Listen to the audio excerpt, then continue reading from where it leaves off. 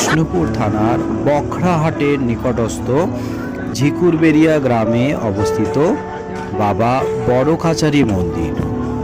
সাধারণত YouTube search করলে সবাই কলকাতা থেকে কিভাবে বাবা বড়খাচারি মন্দির যাওয়া যায় তার বিবরণ।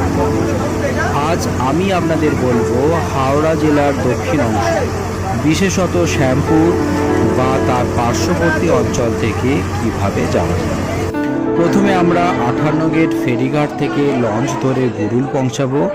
তারপর ওখান থেকে অটো বা ট্রেকারে বাবা বড়খাচারি মন্দির প্রায় ঘন্টাখানেকের পথ।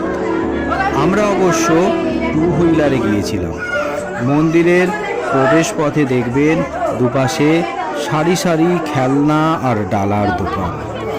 ডালার দোকান সংলগ্ন স্থানেই আপনি আপনার গাড়ি পার্ক করতে পারেন একদম ফ্রিতে। তবে শর্ত কেবল ওখান থেকে পূজার সামগ্রী কিনতে হবে। আমরা একেবারে মন্দিরের সামনের ডালার দোকান বেছে নিয়েছিলাম। ওখানে 2 হুইলারটা রেখে পূজার সামগ্রী নিয়ে রওনা দিলাম পাশের দুধ পুকুরে। সেখান থেকে হাত ধুয়ে জল নিয়ে চললাম বাবার মন্দিরে। কেউ স্নান করছে বা বাচ্চাদের মাথা মুড়িয়ে চুল ফেলে মন্দিরে পুজো দিচ্ছে। মন্দির স্থাপনের সময়কাল নিয়ে ওখানকার মানুষজনদের সঠিক কোনো ধারণা নেই। এক অশ্বত্থ গাছের তলে গোলাকার বেদি নির্মাণ করে শিবলিঙ্গ প্রতিষ্ঠা করা হয়। ওইখানেই সবাই গিয়ে দুধ পুকুরের জল নিয়ে বাবার মাথায় ঢেলে পূজা দিতে পারে। পূজা দেওয়ার পর ওখানেই আপনারা কিন্তু খাবারের দোকানটাও পাবেন।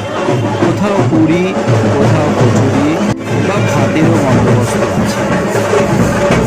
আমরা একটা দাম মোটামুটি যথেষ্টই কম, 50 টাকা প্লেট। তবে এখানে মূলত শনি ও মঙ্গলবার পুজো দেওয়ার প্রচলন বেশি। অন্যান্য দিন ভিড় অনেকটাই কম থাকে। যারা একটু নিরিবিলিতে নিশ্চিন্তে পুজো দিতে চাও তারা এই 2 দিন বাদ দিয়ে অন্য কোনো দিন আসতে পারে। ওখানে আপনার মনের কথা